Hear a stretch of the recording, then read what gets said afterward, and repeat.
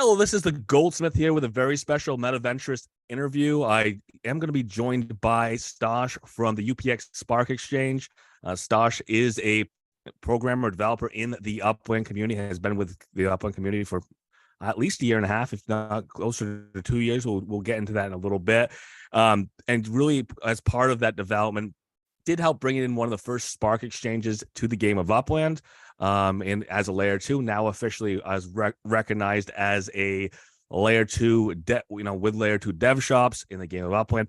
So do you want to go over a little bit of reorganization, again, relaunching, getting things started back out for the Spark exchange, and going over a little bit of where the Spark exchange came from and where it's headed. Stosh, are you there? Yeah, I'm here.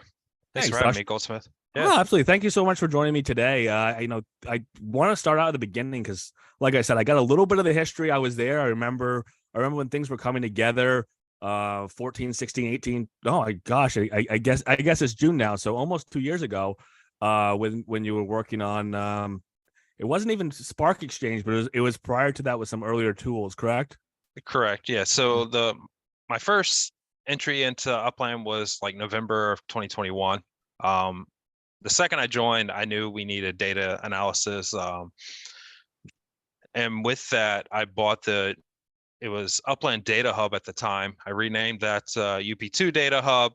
And at the same time, UPX Land kind of launched their website, and we were, working in parallel. And a couple months went by, and then, Mossy Jake and myself, we kind of formed together and created the UPX Spark Exchange. And I guess that was probably around March timeframe was our launch. Perfect. Yeah, and again, I like the time all bleeds together, but I do remember like 18 months ago, it's more than that now, I should say, but 18 months ago you were coming on the scene with the development. Again, that was UP2 Data Hub as you were kicking things out, and It seemed like no time at all, and the Spark Exchange was out after months and months of promise that it might have been coming on the side of Upland. It was kind of filling a hole. It felt like was that the intent right up front, or what was the thought, the inspiration? Yeah, so the inspiration was there was no real, there was definitely Spark rental. So I don't want to say that didn't exist, but it was a cumbersome process, right? You had to go into certain discords, it was managed manually, and there was definitely a need to kind of automate it, simplify it. And that's what the inspiration was, taking Spark rental, getting builders and Spark stakers together, and just trying to make a very simple platform for both communities. Yeah, I mean, for me, it seemed like what was missing in the beginning, or what the exchange brought, was the concept of floating price model, real exchange, the opportunity for the market to set itself as opposed to being set by either party. I think, was that the goal, or was it just the idea of, I don't know, making things more accessible, or what was the real, or was there a real economic thought when you set things the way you set things? Yeah, definitely. I mean, supply and demand kind of drives everything. We didn't want to be the gatekeepers of certain price, and we wanted our members to, be able to choose at what rate they wanted to rent their Spark at. If the only rates are at a certain price, well, that's the only thing you're going to get. You don't really have that ability to push back and say, no, I want more. And we wanted that kind of competitive atmosphere to really find a true Spark worth, I guess would be a good way to explain it. No, I appreciate that. And again, I think that was part of the thing that the game of Upland kind of had, that question when they were talking about their exchange, was who's price setting, how it's going to be price set, and really, is it going to be a true open market, as Upland says they want everything to be an open and untethered market. And again, on that note, since you did come in pretty much in the early on, the promise that coming from Upland wasn't happening. As of today, bringing things back in with a dev shop, what does that look like as far as a reset? Have you had any thoughts recently as to where we are in terms of what's going on in the next 6 months? And I'll transition to it later, but I'll drop a little pin here. We know that there's a new potential stakeable stakeable currency coming to the game. Where are our thoughts now as of today, especially knowing that there's a stakeable currency potentially coming?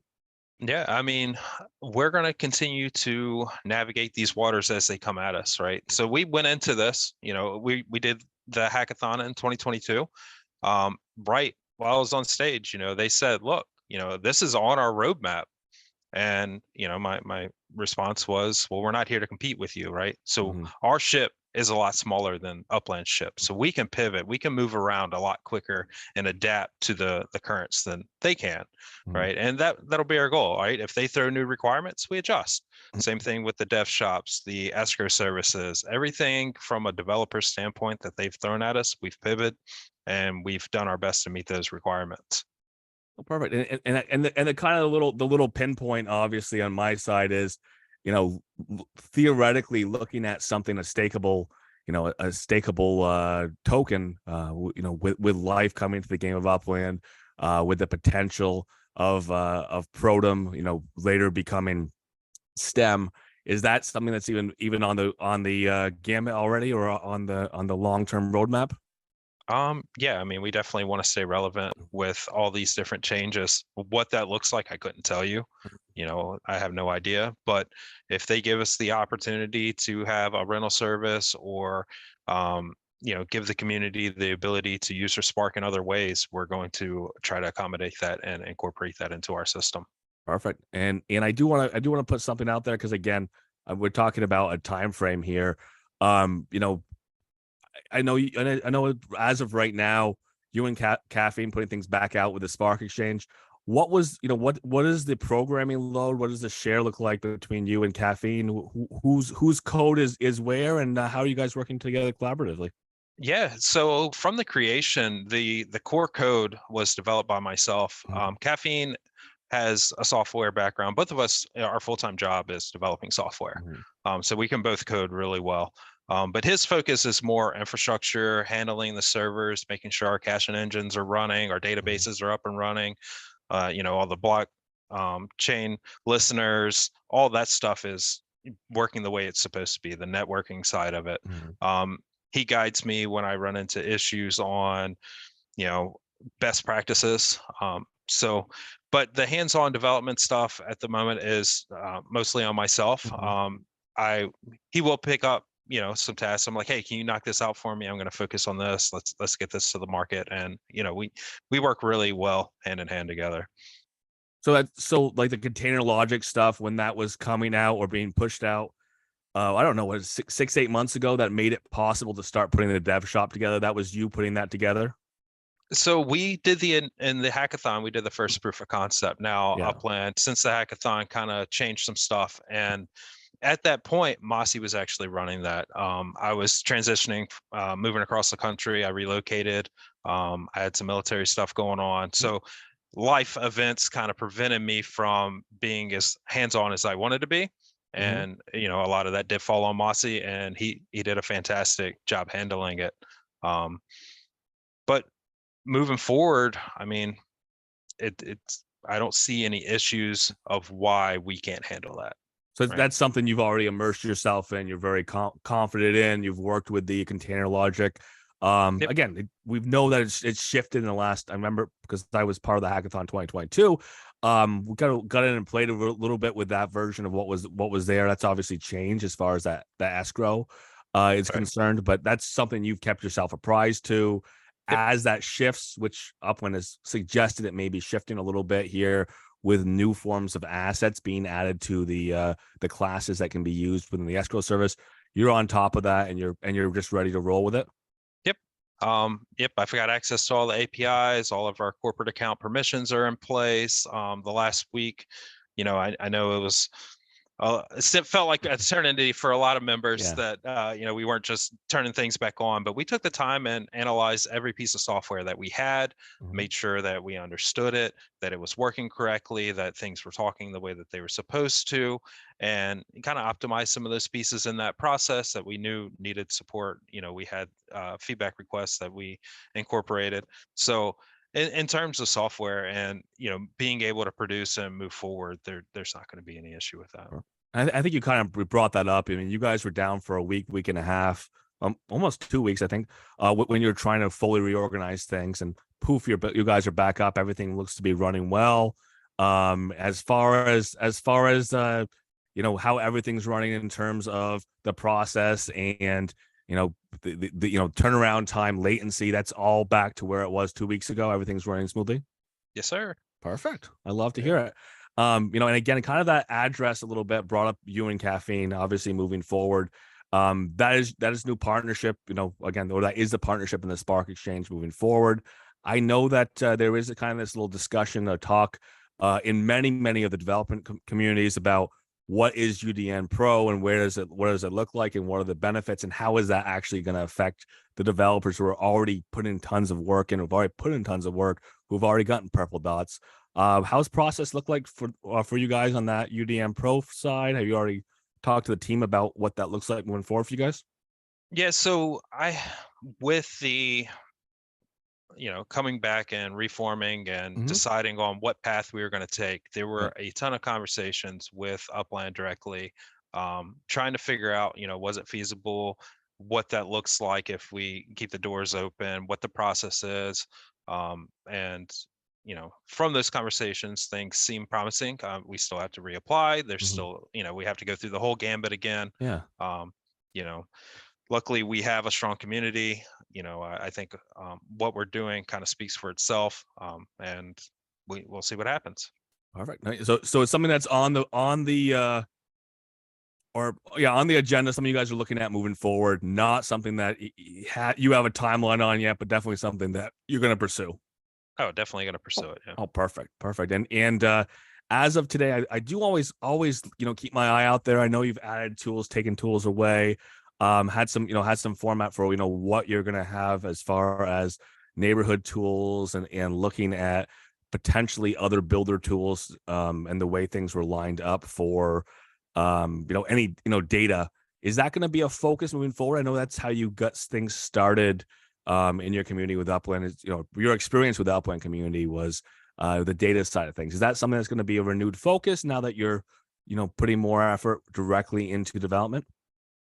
So we came to the conclusion that we don't want to focus strictly on data, right? Mm-hmm. Definitely builders data, structures, that kind of data makes Mm-hmm. sense. But overall upland data, I don't want that to be our focus. There's Okay. so many other competitive tools out there that are already doing it really well. Mm-hmm. And, it doesn't make sense for us to compete with them.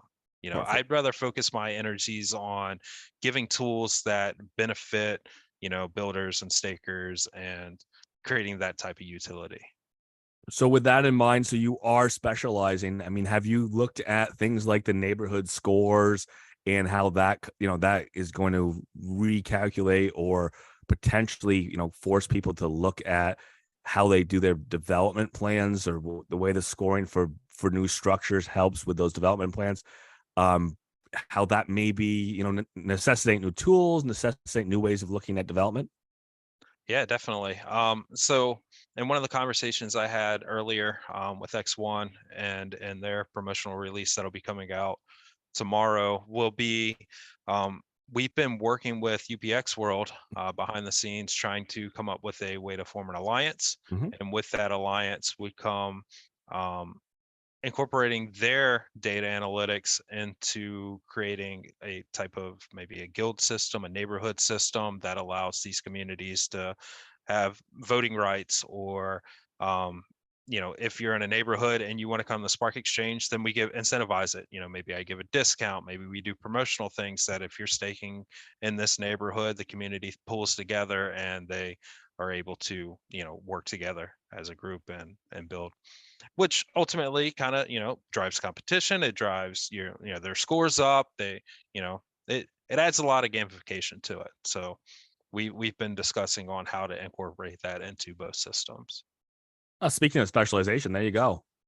So you're gonna stay in your own lane, but at the same time collaborate, where you can, again, working towards strength and being able to share your strength with the UPX world. Yep, that's what it's looking like. Yep. I like it. And and as you guys are looking at those next layers, next levels, even trying to pull that cooperation, collaboration together. What are you guys looking at, or what have you already looked at as far as any type of rebranding, or are you plenty happy with where you are right now with the way the site looks and how people interact and all the accounts they already have set up with you guys? Yeah, so rebranding was on the table. Mhm. We came to the conclusion it's not necessary. I mean, we've spent a lot of Mhm. energy, a lot of resources into the brand, into, what the website looks like today. And we feel that if we rebrand, that we would probably lose a lot of that momentum. So So, same great look, same great service, same great product. yes, sir. Hey, I'll take that. Again, when you have a shift, when you move things around, when you change your team a little bit, it doesn't always have to change the product a ton. So, but I'll appreciate that it's something that people already have an idea of how to interact with. People already have some experience with, and I don't know. I guess there's some people who don't, but it's something that's very easy to get involved with, right? Oh, of course, yeah. So if you don't mind, I mean, I got a couple things I want to circle back to, but Sure. if you don't mind, what does a landing page look like if you want to just share that screen? Just because Yeah, I'm sure there's at least one or two people in the world who haven't seen UPX Spark Exchange just yet. yeah. Let me get it pulled up. Give me a second. Perfect.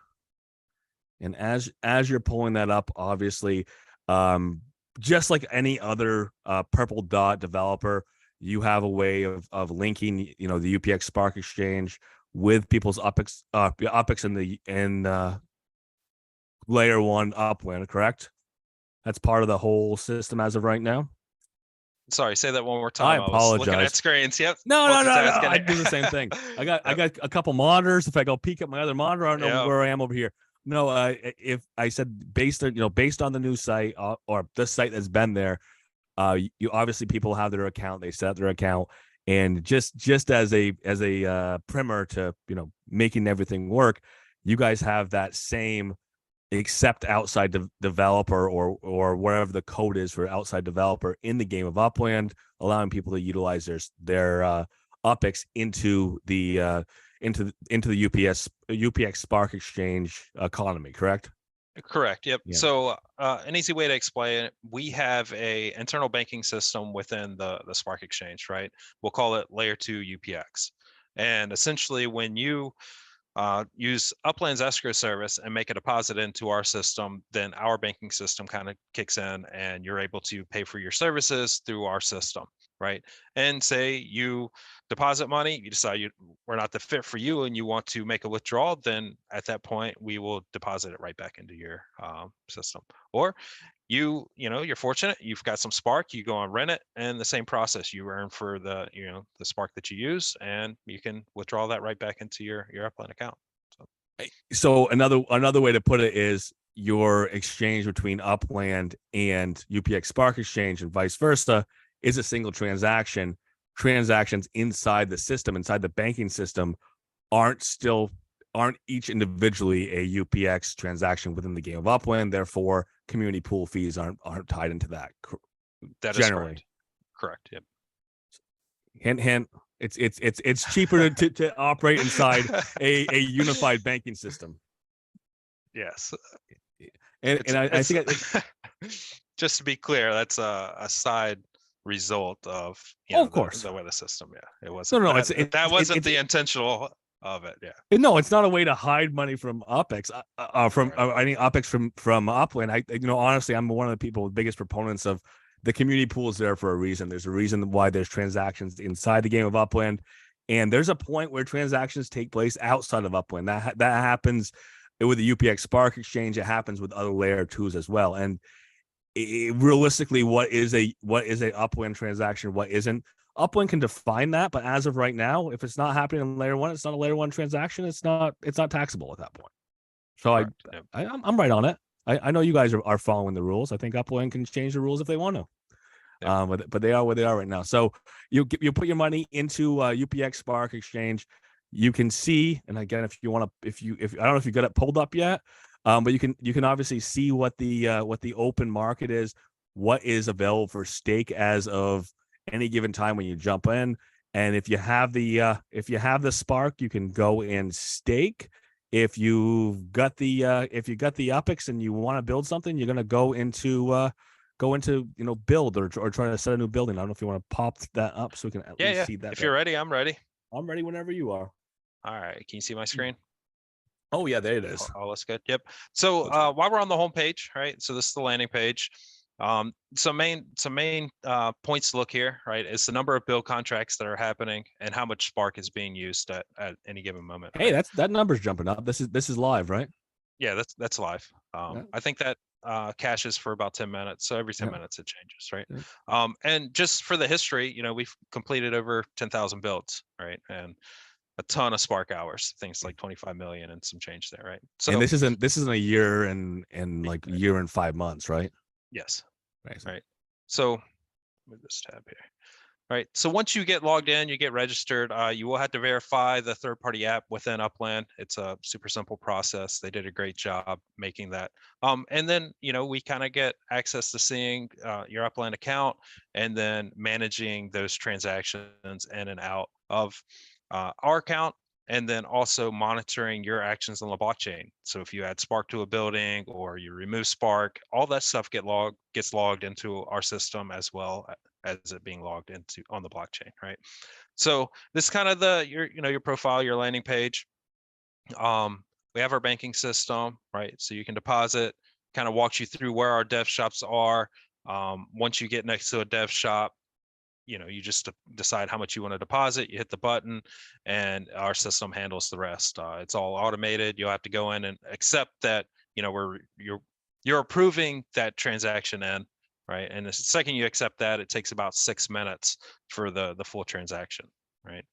And then the vice versa, after you've earned enough UPX in our system, then you can withdraw it. And you'll have to accept that, we're going to make that transaction. And the second you accept it, it's about 6 minutes, right? What's the minimum transaction in and out, or is there one now at this point? 1,000 1,000. UPX. Okay, so not, Yeah. so essentially nothing. Okay. Yep. Right. So if you want to see, what builds are out there that are open, right? So we have this table. It's very simple. You can sort by how much they're paying for UPX hour. Maybe you want to be on something that's longer, so you don't have to worry about moving your Spark around. That's all in there. This column here kind of tells you. Can you see my mouse, Goldsmith? Oh, I can see your mouse. I see everything. Yep. Okay, yeah. So this column here, the remaining Spark column, tells you how much space is available, right? One thing that our community will sometimes tell us is like, hey, I get this warning in Upland that, I have to wait 3 minutes before I can add my Spark. And basically all that means is that someone applied Spark and you just have to wait for that to get written to the blockchain before you can add yours, right? Yeah, that's difference between the UI and the actual blockchain writing, right? Correct. Yep. So, and then if you wanted to see all the builds that are happening, like I said on the front page, now there's 71 active builds that are going on. Well, we had 72 before. One had to finish or something. Yeah, something must just finish. I mean, we've got stuff that are ending in the next day, and then we got stuff that'll be ending in the next 3 hours. Well, Mr. Deep Pockets up there put 19 or is paying 19 UPX an hour. Yeah. Really wanted it done, apparently. Yeah. And as you can see, it's going to be done pretty quick. So yeah. And then another cool feature that we have, I currently don't have any Spark listed or being staked anywhere, but if you have Spark and you're staking on different properties, you can lose it, right? You'll forget what property you put it on. This screen makes it pretty simple. It'll show all the properties that you have your Spark on, so you can go and find it and move it around. Definitely saves a ton of time for those members. Well, that's great. So if you lose track of where your Spark is, if you want to pull some Spark off a build, you'd have the ability to see where it is, so you could, go in real time, do it, as opposed to try to hunt that Spark down. Correct. Yep. Yeah. And then if all your Spark is on contracts within our system, we'll tell you how much you're making an hour and kind of give you those stats as well. So this is a pretty cool screen. I mean, even if you're not using ours and you just want to know where your Spark is, this is a fantastic tool to use. And then the other piece is just, we have building analytics, right? What are buildings selling for? Where can you find the cheapest buildings if you're looking for a very particular building, and that kind of stuff. So this is a level or a layer of analytics or data that you guys are still holding on to, because it plays a strong or has a strong correlation with what you're doing on a daily basis anyways, right? Exactly. So say you have Spark or UPX and you want to build, you want to know, what's my return on investment, is it worth making that build? You know, maybe you have other initiatives that are boosting your neighborhood rating or whatever that competitive state is. But if you're just solely wanting to know, you know, is my building worth what I think it's worth, you come here. Or if you're like, hey, you know, I need an apartment, what's the cheapest apartment in this city? And just go and buy it, then this would be also a great tool to use. Yeah, like, I'll be honest, that's more what I use it for, is Yep. is buying a structure in an area. And again, it's very helpful. Buying a structure in an area that I need to have a structure. Is it worth me buying one, or is it worth me building one? Exactly. Yep. So some of these other links are just admin links. There's no, you know, you guys wouldn't see those. Yeah. So that's pretty much it. I mean, the other thing is just bank logs, right? Tracking every transaction, you know, whether it's in, out, the amount of Spark you got paid, how much you paid for your contract, that kind of stuff. You got some transparency there, Stosh, but I think it's fair to have it. But so essentially, the escrow is sitting in the UPX Spark Exchange in the bank. You have control of the bank now. Yep. When people put in a request for funds coming out, it's coming out of that large amount, which is essentially all of people's accounts, and that's something that you have active control over through the UPX Spark Exchange, and kind of tied to your account, but also kind of tied directly to the UPX Spark Exchange banking system, right? So it's not tied to my personal account at all. Oh, We separate it. okay. We have a corporate account. So the use bank is owned by the Spark Exchange team. So any member on the team could go in there and manage it at any time. But it's not a personal account of mine. Perfect. Does that make sense? And I apologize. I was referring to the control. So it's both you and Caffeine have control over the account as needed or whatever the case Correct. was. Yes. Yep. Perfect. Yeah. I'm sorry. But yeah, that's a little bit of a misstatement there. Obviously, not something that's sitting in your personal Upwind account. Yeah, and I want to be very clear on that, because there was some conversations that happened that, you know, people were like, oh, you're shady, you're moving money around, and I just want to be clear, like, that was us separating our assets from personal life to business life, right? Oh, of course, yeah. I know, and that's what I want to bring up today. And one of the things, because that was a transition that happened not too long ago. I know that Upwind did not have corporate accounts for the longest time, and it was sitting in people's personal accounts, and it looked a little squirrely. And people were said, you know, what do I have tying this to the business, and what is, you know, what if a personal bad actor or whatever the case was, but now you have it tied to essentially a legitimized business by Upland. You know, Upland Pro status might even be a little bit more legitimization, but again, that could be down the road a little bit.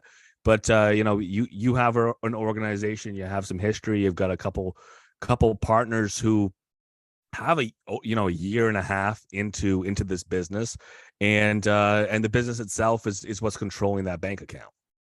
That is correct. Yes. Perfect. Yeah. That's a fair point. I think a fair point to have out there. If there was any questions on it, to kind of put those to bed. As far as things are concerned, you mentioned the transacting. You can make those requests at any time. Again, the 6 minutes is more or less the blockchain time, going to the blockchain and coming back to have those resolved from one account into the other. 5% fee in and out, just like every other Upland transaction into your banking system. So we put the tax on the member itself, so they end up paying the full 10%. The full 10% on the way in. Yep. Is it? Is 10 on the way out? It is 10 on the way out. It's 10 on the way out. Okay. Yeah. So 10 on the way in, 10 on the way out, which means you don't have to charge that as a, or build that into a surcharge from the Spark Exchange for putting your Spark up or staking Spark on the exchange or any transaction you do on the exchange. That is correct. Yeah. Perfect. Appreciate that. And otherwise, as of right now, we did see you at 72 live. What day did you actually put things back up, and how's it been, with things picking up and getting the word out there that everything is running smoothly? So what's today's Thursday, I take it. I think we opened doors on Tuesday morning. I like that you have the same problem as I have. I work, I've been working 14 hours a day. I don't know what day it is anymore. Yeah, I mean, I got a 9 to 5, and then when I'm not doing that, I'm doing this, and life, and it all blurs together at this point. Yeah. Oh, for sure. No, So, I think yeah. I get into I get into I get into a show season, and I'm working 14 or 16-hour days, and I don't even know what week it is anymore, and what city I'm going to next and all that. So Yeah. definitely appreciate that. And then one feature that we didn't have and we added with the relaunch was that when we create a container, an escrow service, right? We would get a ton of messages saying, "Hey, I don't know what's going on. Things are lost," and we'd have to get into the database and kind of find it. We actually created a process that those containers show up on your profile and the banking pages. So if you start a transaction either direction, right, you'll get a little pop-up that shows, okay, this is the time it started, this is when it expires, this is who's in the container. So you can see, are you the only person in? Has the used bank joined it? Is it being resolved? Is it, being written to the blockchain? So it gives you all those status updates along the way to kind of guide you on what's actually happening. Because I mean, 6 minutes is in this space is kind of a long time. So if you're like, oh, did it happen? Did it not happen? Where's it at? You don't want to just sit there and keep hitting refresh and trying to figure it out. Where this kind of just gives you an overall picture. The container was created, you've joined, we've joined. It's in a resolving state, and then like it's going to complete, right? So we're And trying to. where does that display? I'm sorry. So if you're on your profile page Yeah, here, right, it'll show up down here. perfect. It takes a big block. It'll say, deposit container, Mhm. and then it has all the information, or withdrawal container, right? So it'll So be right so for there. those 6 minutes after I hit hit submit, and then that I staked in layer one, and all of a sudden Upwind crashes in between, and I'm not sure if it happened, or if I submitted to UPX Spark Exchange because my computer crashed 2 minutes ago. I can see that it actually happened. I have some recognition and some countdown of how long it's been since I actually submitted the request. Yes. Yep. Perfect.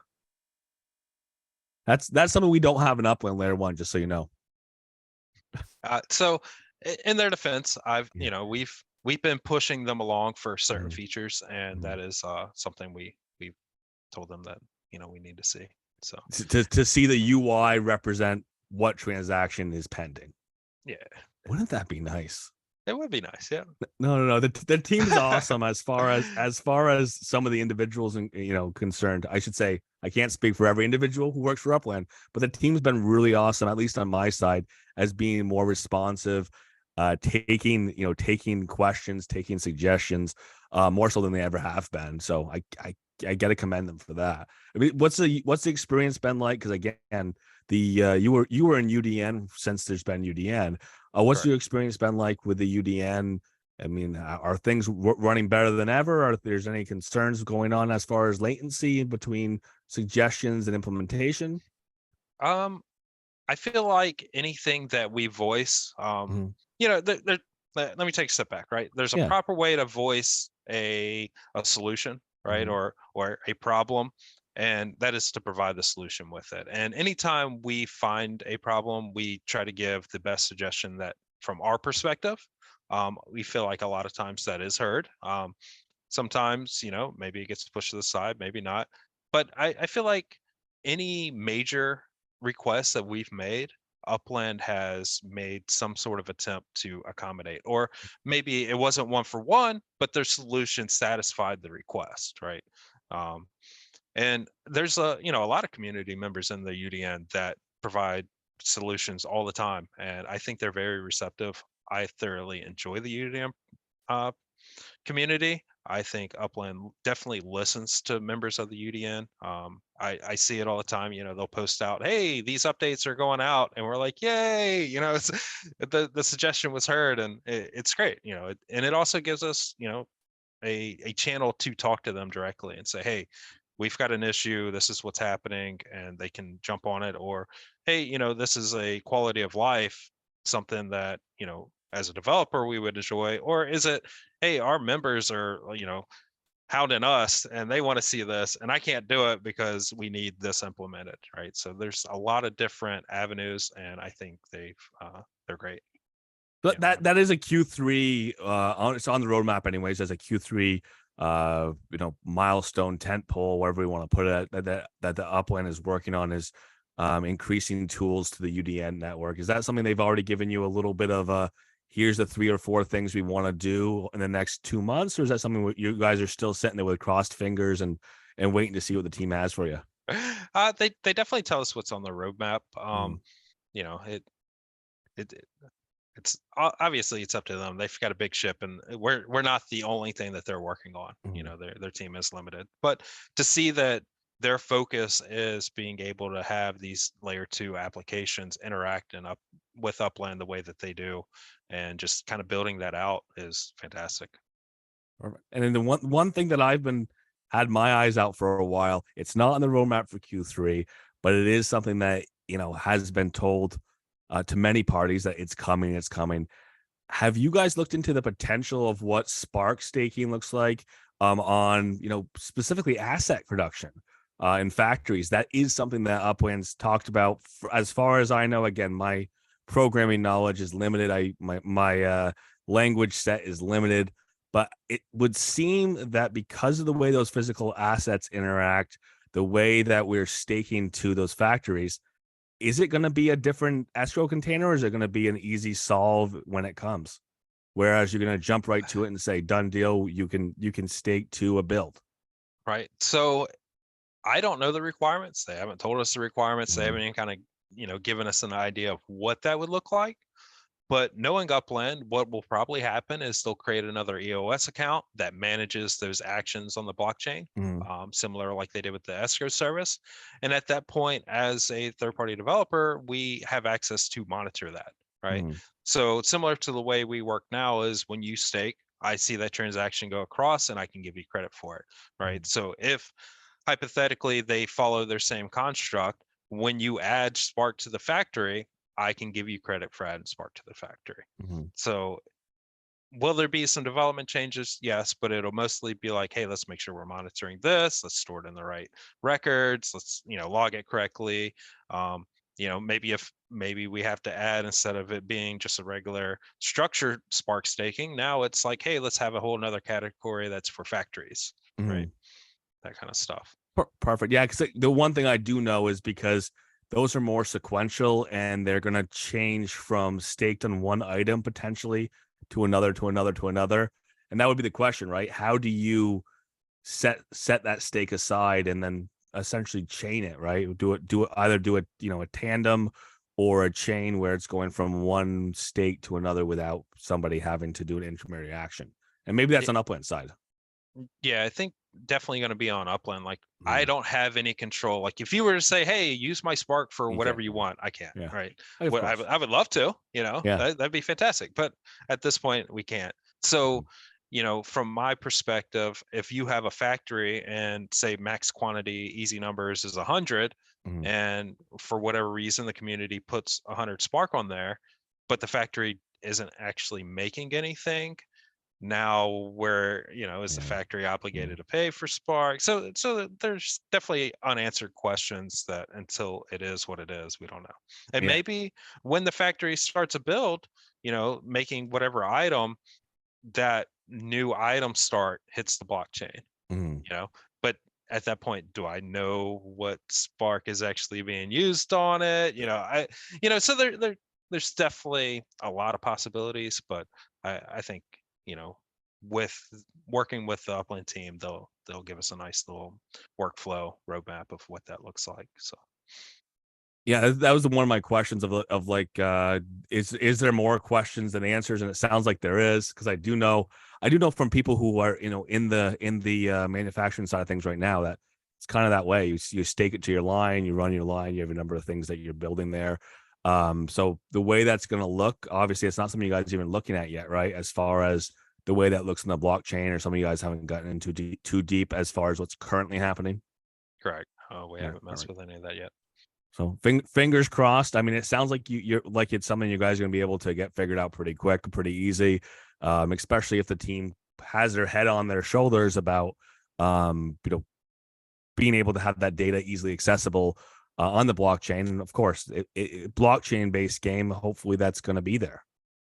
Of course, yeah. You would think so, right? Well, you would think so. You would think so. Yeah. But as of right now, I mean, I know it's a little different than that, because I don't think it shows From what I know, anyways, it doesn't seem to show starts on a single mint number, as clearly as it has to from the time. I don't know the details, but definitely is something that Upland's going to figure out between now and hopefully soon, whenever they get ready to do it.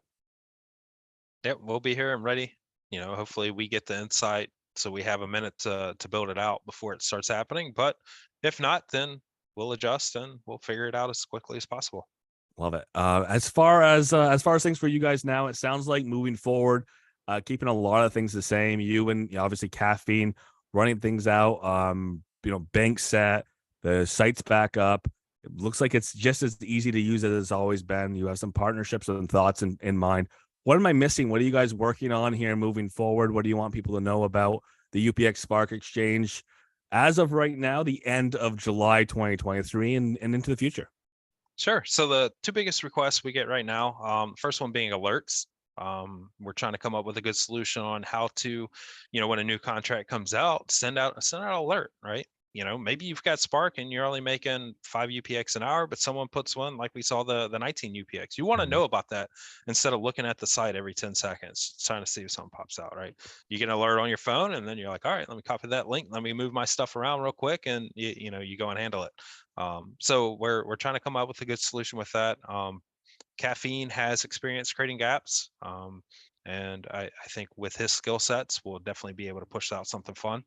And then the next thing is transfers within our own layer 2 application, right? So we have community members that want to contribute to other members' builds, for whatever reason, they want to be able to transfer those funds from player A to player B so that player B can go and create a new build, right? Whether it's promotional or whatever that may be, that's something that they're asking for. So that's kind of our two focus right now. But moving forward, like I said, we're going to pivot, and as the community asks for more features, we're going to do our best to give them to them. Perfect. And I appreciate that. I guess I don't want to round back on it too much, but from the transfer between accounts, would that be something that UPX Spark Exchange has to look at TOS a little bit when they start to build that, because you always have that question about transferring of assets, even if those assets are tokens as opposed to currency. Or have you guys thought about that? The implications. Which guidance are we talking about here? We're just talking about people trading and moving a token inside of a third party application that has ramifications on the game of Upland. That's all. So from the conversations I've had, we will not be violating any terms of service. Right? So some of you've already had the conversation. Yeah, I've had a lot of conversations because there's a lot of gray area that we can walk in, right? And the last thing I want to do is get shut down for something that could easily have been prevented. A simple conversation could prevent that. And we're trying to do our best to walk within Upland's guidelines. Perfect.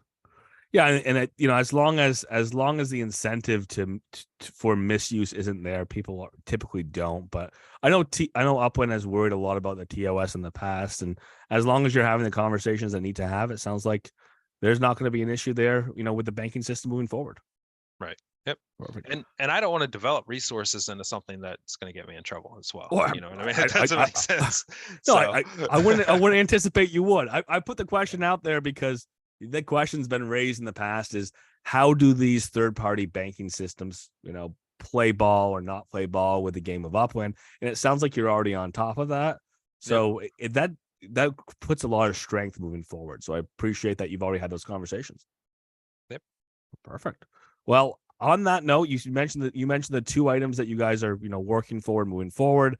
6 months, 8 months, 12 months. Is it just going to be keep going and responding to the team or to team as well, but as they come up with new things that you can enhance UPX Spark Exchange with, responding to players or users as they move along? Or do you have any long-term long-term goals and tent poles for yourself that you're trying to implement? Yeah, definitely. So the interim is getting through, making sure we've already got through the hard part, which is getting the doors back open and make sure we're stable, right? Next piece is handle these big nuggets that the community's been asking for, and then in that process, right, looking at what this layer 2 alliance with UPX World, possibly other communities, could look like. With that, and I was explaining this to X1 earlier, that the goal would be to maybe set up a single sign-on. So whenever you go and register for these different applications, there's one path. You only got to put your email in one spot, your passwords managed in one spot, your Discord, if you ever link your Discord account to someone, it's all managed in one spot. Obviously, you'll have to verify each application to give them permission to use their ESCO service. But what that could look like, what also is, we have a monetary system in our game. Upland Kingdoms has a monetary system. I'm sure the Ninjas will have a monetary system. UPX World does. But we look at what's the possibility of maybe I accept UPX World as a means to pay for builds, right? Or maybe you've earned money playing Upland Kingdoms and you want to do builds that way, right? So we're trying to entertain the idea of this layer 2 bridge for our communities to all kind of communicate as well. So like a unified layer 2 escrow, essentially, or transferable escrow in between separate banking systems. Or were you even thinking, does Upwind like encourage a master banking system? An economy in between economies. Right. So we don't know what that looks like. Right. So the conversations have just started happening, and we're willing to, push the edge a little bit, do some proof of concepts. What would this look like? How would this impact? How does Upland feel about it? That definitely plays into a role into it. And we don't know what the final state is, but that is definitely a long-term goal, is bringing the communities together, right? And not all just being in our own little silos, but it's a metaverse, right? If you go and play a game and you're earning resources over here, the idea would be, hey, let's take those resources and apply them elsewhere and allow people to be rewarded for their time across our entire metaverse here. I like that, because that sounds a lot like early, and I still say early layer 2, is because we don't have that many layer 2 partners that really have that purple dot, that dev shop bridge in and out of Upland. But early layer 2 helping support the further development of layer 2 opportunities, and theoretically layer 2 supporting layer 2, independent developers being able to support independent developers and their growth by supporting the banking system in between. Because ultimately that seems like it's going to be one of the bigger hurdles, or has been one of the bigger hurdles for some organizations, is how do we manage our player bank? Exactly. I just spitballing here. Maybe the Spark Exchange functions as a bank, right? And you've got your own app and you're trying to create that, but you don't have the development support, or it costs a lot cheaper to use our API system and come in and we give you an entire infrastructure that's already created. You're not recreating the wheel, right? You have a community that's already built that can come and move in and out of your ecosystem as they please, right? So logically it makes sense. What that looks like and how that all plays out, we don't know yet.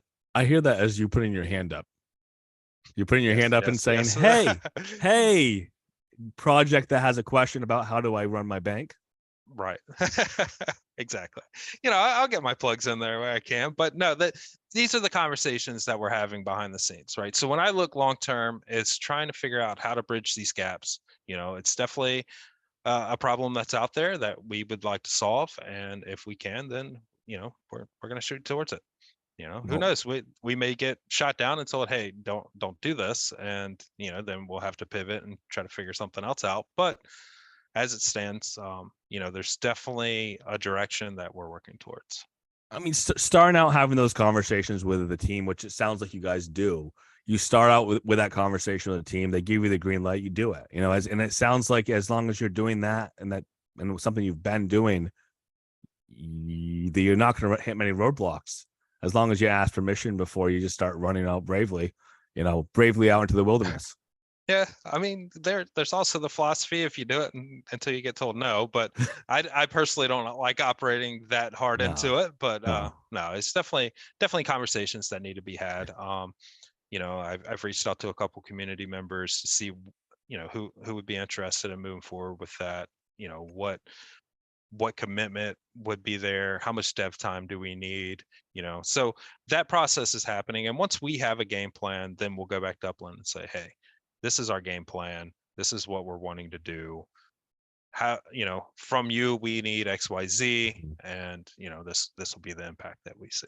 Wouldn't it be something if the word exchange, has a larger meaning, an exchange between the individual the games, and actually bridging the monetary gaps between one ecosystem and another. Yep, that's kind of the goal we're working towards. Yep. I love it. With that, unless you got something else for me, I do want to thank you for your time, Stosh. I do want to give you room for plugs, because you dropped that in there. Get my plugs where I can. 100%. I would like to give the plugs at the end here. If we don't have the website out there, it's really hard for it to mean anything. Give me some plugs. Give me some information. Tell people where they can go. Yeah. So the easiest way to find us is find a dev shop in Upland, right? That'll direct you towards the website. Once you get registered in the website, or right there on the homepage, you can find our Discord. Get in there, get with the community. We've got about 7,500 people right now in our community. If you have questions, even if it's not about Spark Riddle, right? If you just have questions about Upland and you need somewhere to ask that's not, polluted with other conversations, come hang out with us. That's what I got. Yep. So Discord's open. You still have a Discord, still active? Still active. Yep. You have a website, UPX Spark Exchange.com? Yes, the UPX Spark Exchange. No .com. See, look at that. See, see, mine is saved into my browser, so I don't have to type it in. Yep. But if you are looking for our URL, the best way to find it is find a dev shop. When you click on the UPX Spark Exchange words in there, it'll bring up another little icon, kind of explain quickly who we are, and there's a button in there for you to follow the link right to our website. Perfect. I love it. Well, first and foremost, thank you so much, Stosh. Again, quick here, obviously. Takeaway on my side, the UPX Spark Exchange doing well. Things kick back on. We saw 72 active builds earlier today. I'm going to love to see that number keep growing. I know that we've seen the Spark market, prices go down. I think it's a great time to buy, as far as I'm concerned. So definitely looking forward to that happening a little more in the future. There are more options out there than they were 4 days ago.